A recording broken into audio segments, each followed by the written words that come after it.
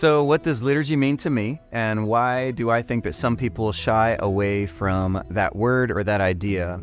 Liturgy, in its broadest sense, simply means the content and structure of a worship service. And if we think of it that way, we realize that any worshiper in any tradition is utilizing some form of a liturgy in their service.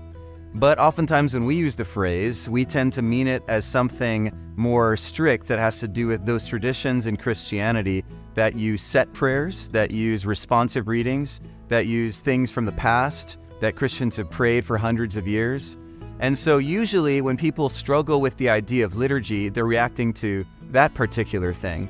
And I can understand what they're reacting to, because a lot of times when we observe that form of liturgical worship, it can be something that's done just robotically, without a lot of heart, without a lot of passion.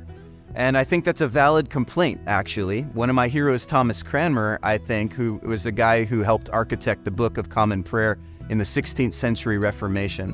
He was someone who always advocated that liturgy was supposed to be from the heart and for the heart.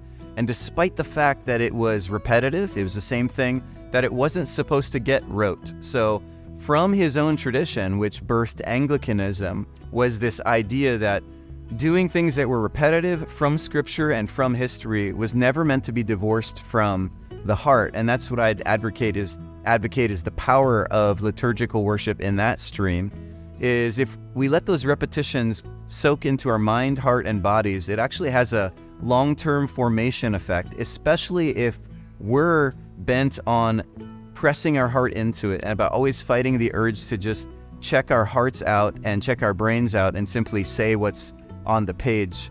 Usually what I find happens is that because liturgical worship has been given to us over a long period of time, Christians have vetted what's great about it and often cut out what's bad about it. And we have some really wonderful ways of talking to God that can teach us, even in our time and place, faithful words to give to Him.